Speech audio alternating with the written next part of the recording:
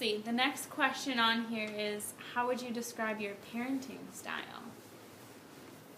Oh boy, it was just catch as catch can as I went along. I didn't know anything about parenting. I always felt guilty that I didn't do for my children what father and mother did for me in terms of the memorizing poetry and discussing things at the table. But it was too much work to get the dinner on the table and have as wide a range of age, and I just couldn't cope with that. So they never got that wonderful training then. Because when you memorize and start learning to memorize, your brain does it easily. Pretty soon it's you can read through a poem and you'll have at least a whole verse memorized after 2 or 3 readings. Just zoom. I couldn't do it now. But, so that was one of the problems with parenting.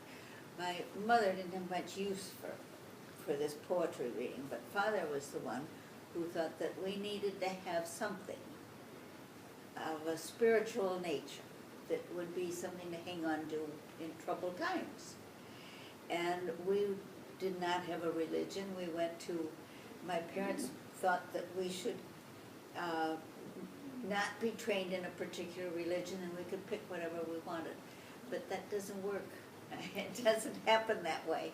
If you haven't been trained in it, and that's not true for your mother. But she didn't get much training in religion, a little bit from Christian Science Church, but not very much. It was Sunday school, and that's what we did. We went to a Sunday school that the neighbors, mothers and fathers' friends, set up, and I was the oldest one there, and I was pretty snooty about all these little kids. And I learned a little bit of Bible history, and that was that. There was nothing religious about it. So father and his poetry were the substitute for that, and it had a big effect on me. And I can still remember some of it, but I won't bore you with that now. Anyway, I was sick a lot. I had terrible allergies. Got sick, threw up my dinner 2 or 3 days a week, nights a week. Sometimes I wouldn't get up in time in the middle of the night. Oh, it was awful. So they put me on a strict diet. I was skinny as a rail. I was tiny. And my parents thought I was going to wilt or fall by the wayside. So they did a little pampering, I think. I probably would have been better if somebody told me you walk to school. It's all right. But it was a long way. And when the war came, the school was about a mile away and a little farther to go to the high school. And so I went to Halfway Brown, which is a fabulous school now. When I went, it was a good school. But now, what they're doing with those kids is amazing. And I've gone back 2 or 3 times because I graduated top of my class. And I went back to, they invited me, so I went. And it was kind of fun. When Billy was still alive, I could stay at her house and go and see what was happening. And the time I remember most is the day that I went and they were singing something from The Wizard of Oz. And one of the gals had blue hair. She was in a graduation dress. We didn't wear robes, we wore dresses, high heels, all that kind of rigmarole. But there's one girl stood out like a sore thumb. She had blue hair. Well, she was singing that song about the witch. The witch sings it. Somebody sings it. I forgot. It was a well-known song for a while. And that was wonderful because they were bringing some of their culture to the school and sharing it with everybody. And there were also girls who were graduating with what do they call it? They worked with scientists or people in business, and they had patents, not just pending, but they arranged to get patents. I don't know how much they ever made in the way of money out of them, but it was scientific work that was respected, and they did well. Math, sports, all kinds of things that I didn't do. We didn't even have chemistry. Well, yes, we did. That was for the kids who weren't the more intellectual types. Science, that was sort of kids type science. I don't know. We petitioned to have math, calculus. We thought that would be great fun to have calculus. And I don't know about that. they said, well, what are you gonna give up then? Well, we didn't wanna give up anything. Oh yes, we did. We didn't wanna take biology. It was a good thing I took biology. Because in 1 year, that's all that kind of science. And Gramps never had any because his mother wouldn't let him study biology. That was Christian Science. Christian Science, prejudice against science. Right. And so between the two of us, my biology class is about the only science you have. that's been helpful in our lives and relationship and knowing what to do about kids' upset tummies and what the physiology was and so on. Well, anyway, that was schooling. You mentioned that you wished you taught us poetry, but both of you did a lot with reading. Oh, yeah. I mean, I grew up with stories in my head, and so did Amy and Craig. I I mean, think so, right. that is very That's real. what- You were good readers, all of you. Well, Mother wouldn't have anything to do with it. When I was, I guess about 5, I was taken to Southern California in the winter because I had asthma.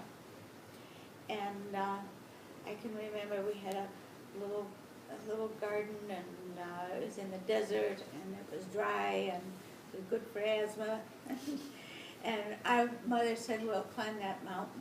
Well, the little hill over there was not a mountain, but we went up about so far, and that was all we did, and then we came home.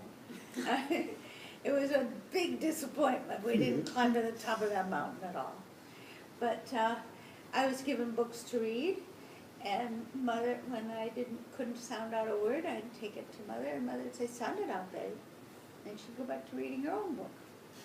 And I sounded out as best I could, but it was before I'd skipped into 2nd grade.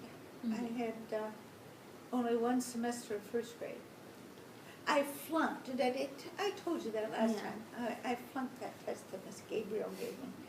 And well, she asked me questions and that I couldn't answer without saying, well, if this is so, then that's true, and if not so, then it's not true. And she said, no, you say yes or no questions, and that's all there was to it. I hated that. It was no good. And I learned later that that's a really bad way to think about those things. But, so I was good at school, and reading was wonderful. I read every single fairy tale book on the shelf. There was a bookshelf about like that, maybe twice as wide, all the way up. Big fat books, little thin books, every single one of them. When I got through them all, I didn't know what to do. I had to branch out and read something besides fairy tales, which is a good thing. I didn't want to. So, Grandpa, what was it like for you being a new parent? Uh, What was it like for you being a new parent, having young kids? How was it for you? Well, he walked the baby while I was getting ready to nurse her. Right. Other than that- I took care of Liz when we lived in Cambridge while I was in law school. And then I worked hard after I graduated from law school and was working, getting set up to earn a living. And so I didn't, I always made it a point to get home for dinner, even if I had to go back and work or work late into the night and get up during the middle of the night, which I still do to wash dishes, for example. I do things like that during the middle of the night. But I always felt that on the weekend, I typically worked on Saturday, a half day. And then I'd come home and do the chores, mowing lawns. I always felt that if I could afford to have a house, I should be able to take care of it. So I mowed the lawn, shoveled the walk, didn't want to hire that out, even though I could have afforded to ultimately. But on Sunday, I'd bundle the children up and take them to Sunday school. And that'd be Grandma's day. 1 hour a week. Yeah, That was my vacation. That was your each rest? week. right. Not a very big deal, but by gosh, it gave her a little bit of time, a little breathing room. Oh, that's the car. And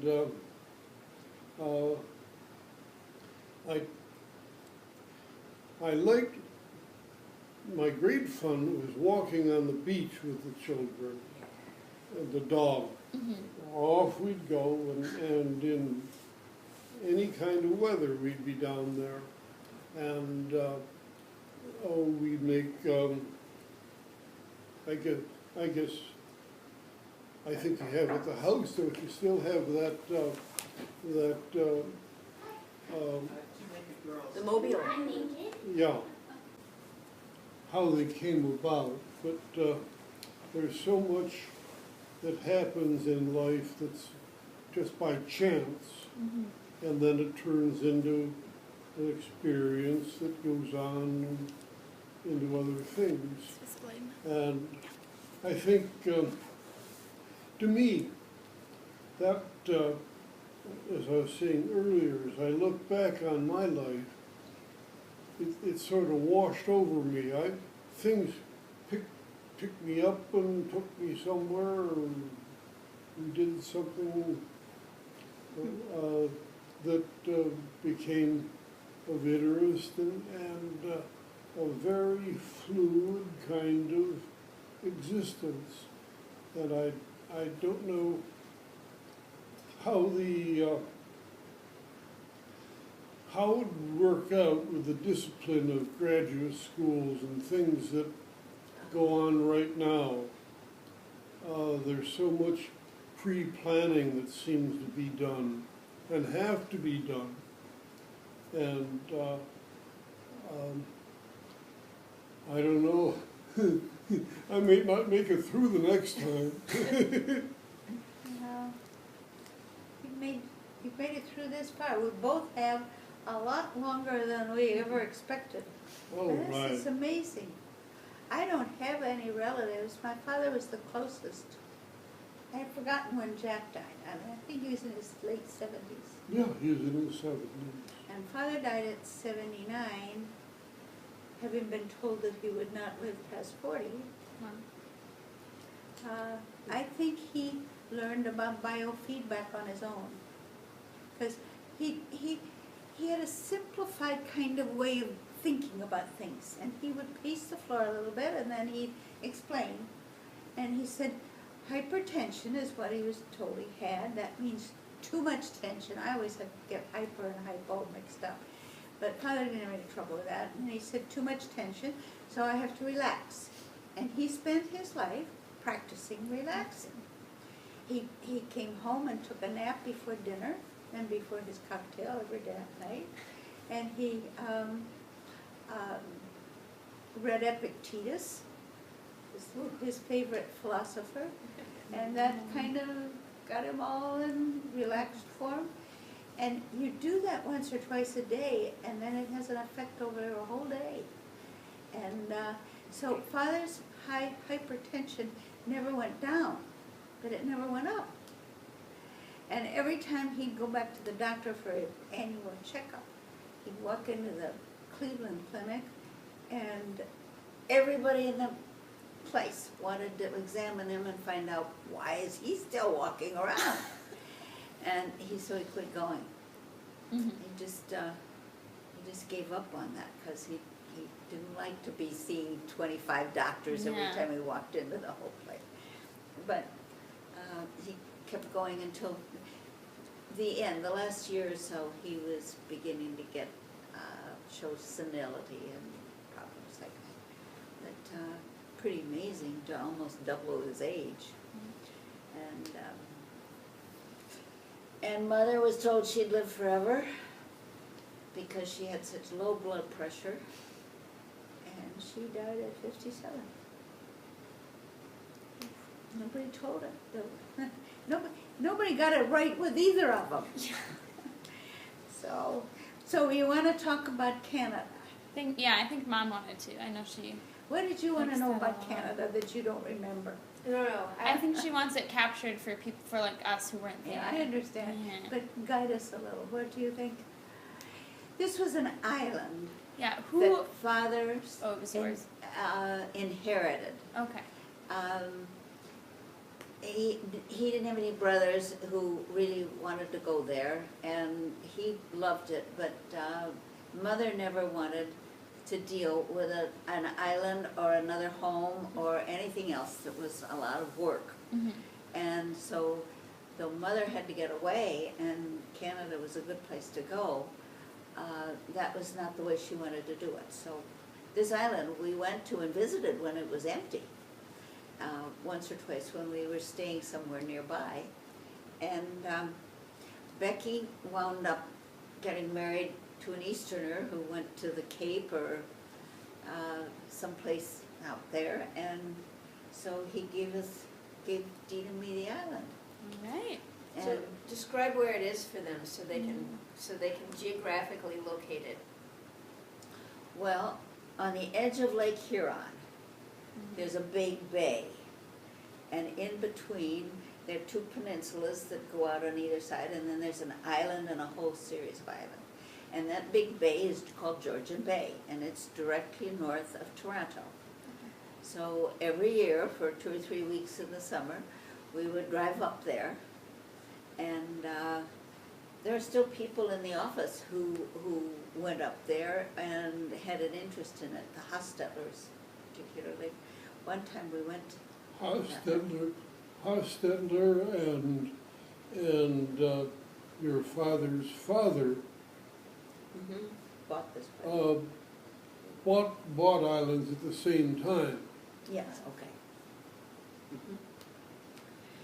And so father's father had, we had some pictures around somewhere, I'm not sure where, of the island then. They had a big house on it with porches that went all the way around.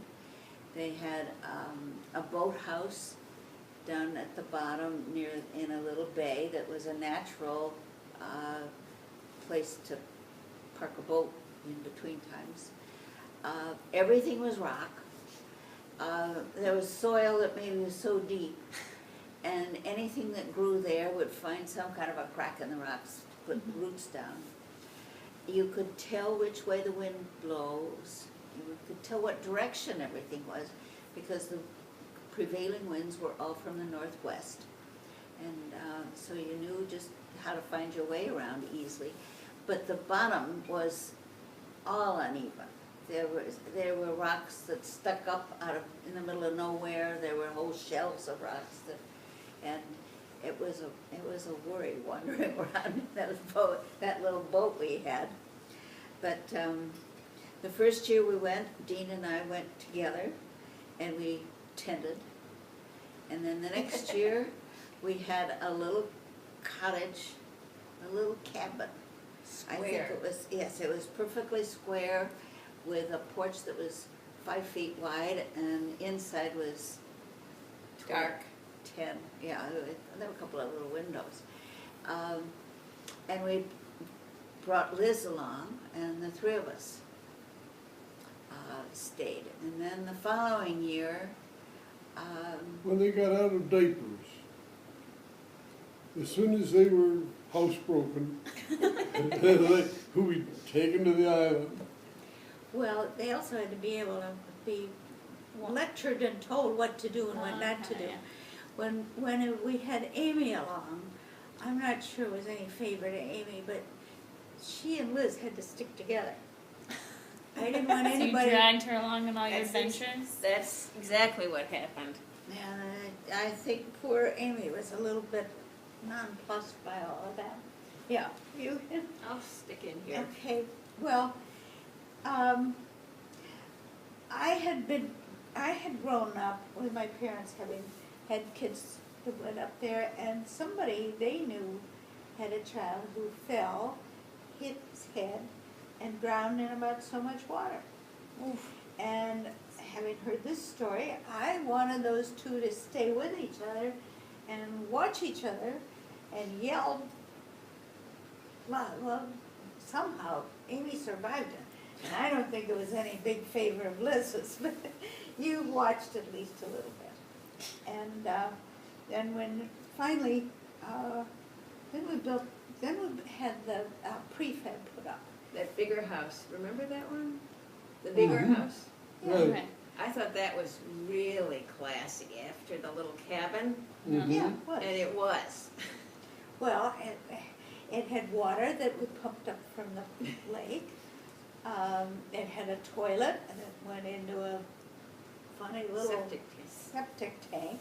You pulled the handle. It had this little trap door that opened, so you don't flush it exactly. Oh, it's like a porta potty. Porta potty, kind of? No, a little fancier than that, but Okay. Not much. It was. not much.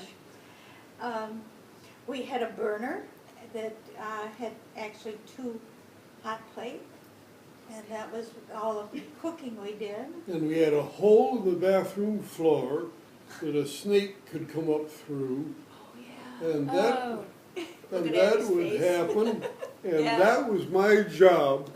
I, who had no experience doing any of these things, so I'd go in and tame a snake. Yeah, I'd How'd take that a broom go? and tell him to go right back down that hole he came from, Well, and then we. and everyone would clear Yeah, that's out okay.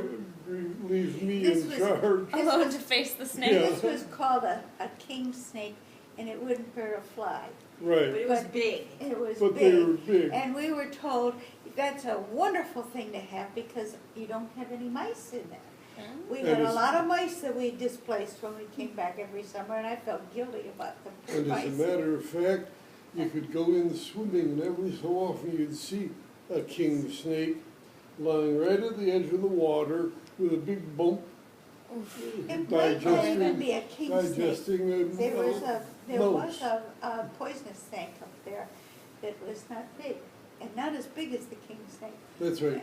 And I remember meeting one, The and Mississauga rattlesnake was up there, and they're about so long. I never saw one. I did, I met We one saw in the dead water. You swam away as fast as you could. I could, and it swam away as fast as it could too, but it was, you probably wouldn't die from it unless you were a tiny child and stuff it, but, That's comforting. You had to But be you had to careful be careful. around where they blasted for the telephone pole they put up, because that's where the rattlers like to hide back, those chipped rocks. yes, because there was a way to hide. Yes, after we'd been there, a couple of years, the whole Georgian Bay Association for this area, which was outside of Perry Sound, good 17 miles by water to get to Perry Sound, but still fairly close. They were putting up what they called hydro, which is the hydroelectric lines. And some of the other islands around wanted hydro, and there was no point in our saying, no, we weren't gonna have it, because they'd have to just put it underground or something, and we might as well have it. So we did and tapped into it and had electricity, so we had lights. One light bulb. And Oh, 2 that's- light bulbs, one's in your And room. that's when we finally had water pumped up Yeah. and flush toilet. Up to that point, you carried a bucket of water up from the bottom, Yeah. and guess who got to do that? You. Right. Yeah, And the then lucky Craig- man, right? And then Craig later on, as he got better, They wanted to know what kind of fire protection Extinguishing. we had. And they wrote it down, boy with pail. And Craig would haul it up, and so we had some water in the sink. And So- the blueberries. And blueberries. Would you guys have to? You guys were the only ones on the island, right? There was another, there was two halves of the island with a little bridge across, and it was not really a separate island, Yeah. but it was almost. So there was somebody who lived down there. But otherwise, we didn't have anybody on our end, which was about 9 acres. 9 acres. So do you have to bring all your food for 2 to 3 weeks? No, we Yeah. took a boat across the bay, Mm-hmm. and there was a little store there, like like one of these things that's connected to a gas station. You Okay. could get a loaf Marina. of bread, you could get some sandwich meat, you could get a can of beans, things like that. You But, get Case candy of bars. beer. Oh, yeah, you guys would get the beer. yeah. So we were only there 2 or 3 weeks, so. Mhm. And we tried to catch fish, and then when we did that, we didn't need very much. And we had, I don't know, can of beans, and can of peas, and soups and things like that, Mm-hmm. peanut butter. And in the Cheese sandwiches? evening, they'd read aloud to us from whatever was picked as the book for the family. Oh, and we had poker games. And that's where I learned to play That's poker. where you learned poker. Okay. Yeah. She passed on a lot of that to us. I remember you used to read. You read us To Kill a Mockingbird in Yes. Beaver Island, and she taught us poker with toothpicks. to Yeah. Bet on. Yeah. Yeah. Uh-huh. And no TV, no telephone, No radio, no nothing like that. right? And we did a lot of reading aloud. Mm-hmm. And as soon as the next child would come along who could starting to read, that child would read aloud too, as much as he or she could do. Maybe just a paragraph for Yeah. the first time. Yeah, But it was great because everybody entertained each other.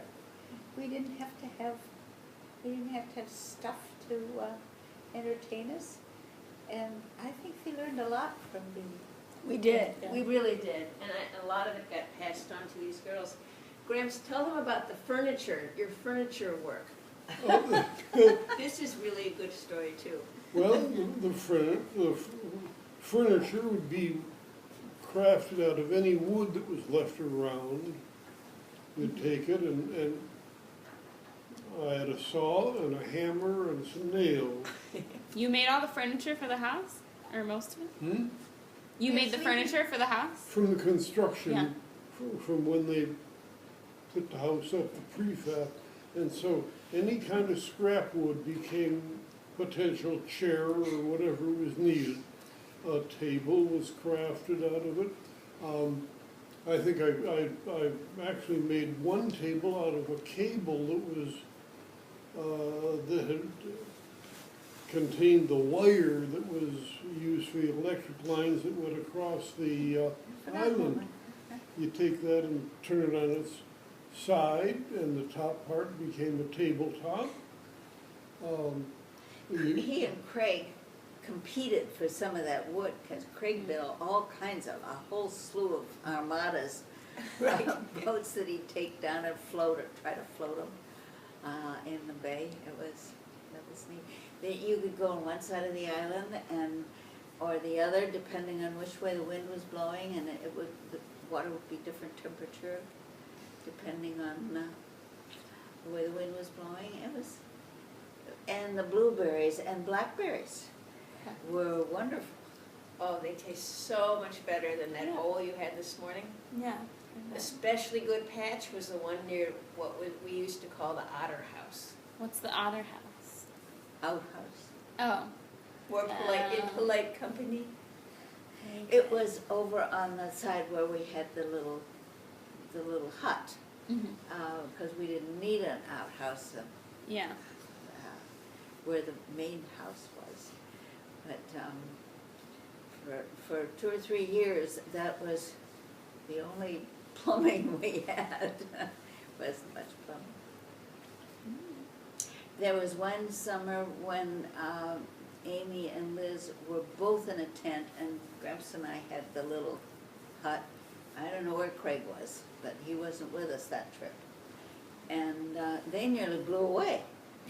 There was a big wind that came up, and the tent nearly, I brought them in. We all sat in the little hut. You couldn't lie down when all 4 of us were in there. But, oh dear. Yeah, they got pretty chummy when we were all tied up in there because of weather. Oh, yeah. And we slept on the porch a lot. I like to sleep on the screened-in porch. So, that takes care of Canada. Yeah. I really hated to leave it. What happened? Did you guys sell it or? We did, because it was getting gentrified. There were some islands where they brought in sod and had lawns, and there were... Helicopter pads, they built a helicopter pad so they could fly up from Toronto, land on their island, and just have the... And they had... And the water was polluting, it was starting to, up until then, we took the water untreated right out of the bay. And by the time we left, it was starting Some bacteria. to seem as though we were gonna have to use something to purify the water before drinking it. You know, soap bubbles you see sometimes, that was starting to show up there too. How old were you when they sold it? I was in my 20s, because I Oh, took you okay, guys so- up once, no, later, 30s, because I took you and Margot up. Is You that would the not picture remember. of us in the rowboat with Craig? I Yes. don't remember it, but I know the picture. Mm-hmm.